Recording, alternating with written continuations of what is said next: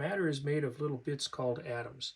In metals, the atoms are arranged in layers that can be modeled by patterns of bumps in fidget poppers. The marker lines are the boundaries of unit cells, which describe how the atom pattern repeats itself. The simple or primitive cubic structure represented by this Lux Blox model is present in the metal polonium.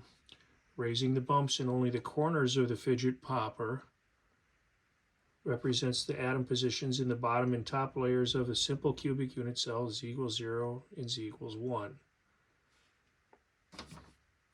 We're going to switch models here.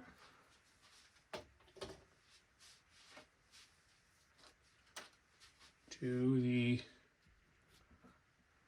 body-centered cubic structure represented by this Lux Blox model, and it's present in metals like iron, tungsten, and chromium.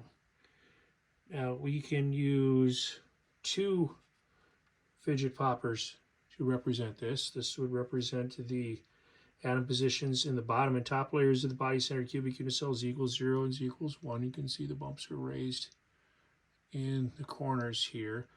But to represent the layer that would be the middle of this cell, we would just raise the bump in only the center of the fidget popper, representing the atom position in the middle layer of the unit cell, or what we call Z equals 1/2, halfway up the unit cell. Switching to a different model.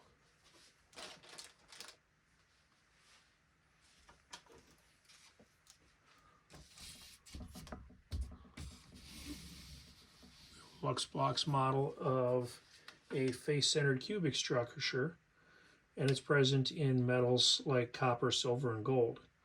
We can again use a fidget poppers to represent this, raising the bumps in only the corners and the center of the fidget popper, like here, represents the atom positions in the bottom and top layers of the face-centered cubic unit cell, Z equals 0 and Z equals 1.